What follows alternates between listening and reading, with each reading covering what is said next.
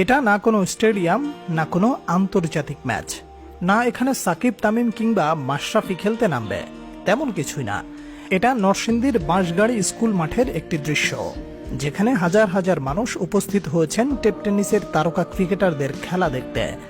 দুই দলের হয়ে ফাইনাল খেলায় অংশগ্রহণ করেন রাসেল আহমেদ শুক্কুর, হেলিকপ্টার বাবলু, জাবেল মুন্সি, নাজমুল, সুমন, নিকাশ, রানা, ইমন, আরিফ, রকি, রোমান সহ একাধিক ক্রিকেটার।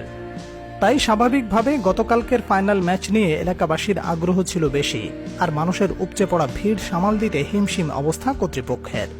পুরাতন স্কুল ভবনের ছাদ ভেঙে পড়ার উপক্রম তৈরি হয়, তবুও খেলা দেখতে হবে। শুক্কুর, রোমানরাও হতাশ করেনি।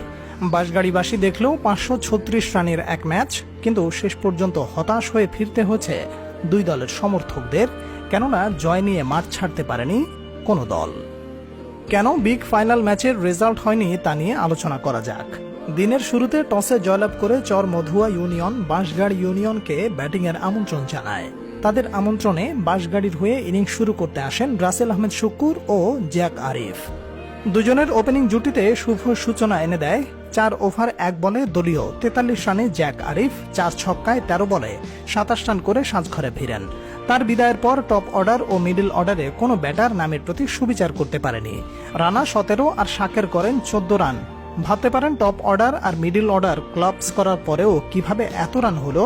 যারা এমনটা ভাবছেন তাদের আরও একবার মনে করিয়ে দিতে হয়, উইকেটে কিন্তু এখনও রাসেল আহমেদ শুক্কুর রয়েছেন। মূলত এই ব্যাটারের দায়িত্বশীল ব্যাটিংয়ে বড় পুঁজি পায় দলটি।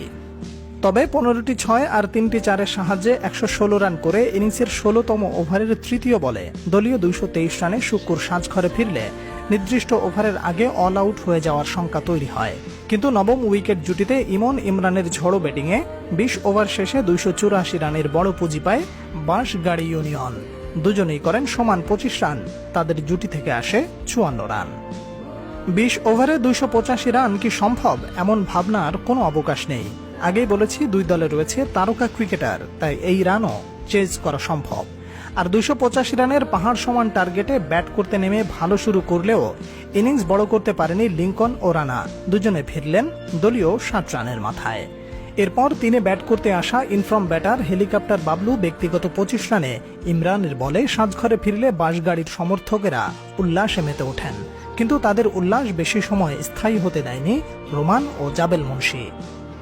এই দুজন পরিকল্পনা করে দলের চাহিদা অনুযায়ী ওভার প্রতি রান তুলতে থাকেন। একটা সময় মনে হয়েছে সহজে ম্যাচটি জিতে যাবে চর মধুয়া, কিন্তু হঠাৎ থমকে দাঁড়ালো সবকিছু।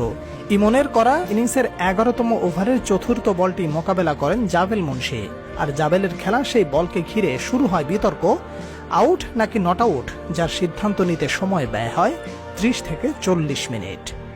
শেষ পর্যন্ত আম্পায়ারের সিদ্ধান্ত মেনে নিয়ে 5 ছক্কা 2 4-এ 15 বলে 39 রান করে সাজঘরে ফিরতে হয় জাবেলকে। তাতে ভাঙে রোমান ও জাবেলের 99 রানের পার্টনারশিপ। জাবেল আউট হলেও রোমানের তাণ্ডব যেন থামানোর কেউ নেই। খেলেন একের পর এক দুর্দান্ত শট, কিন্তু তাকে সাপোর্ট দিতে পারেনি নিরু রাজুরা। তাই রান তোলার তাড়নায় একটা সময় রানার অসাধারণ বলে শুক্কুরের হাতে ক্যাচ দিয়ে দলীয় 225 রানে 42 বলে 89 রান করে সাজঘরে ফিরতে হয় রোমানকে। তার ইনিংসটি সাজানো ছিল 11টি 6 ও 4টি 4-এর সাহায্যে।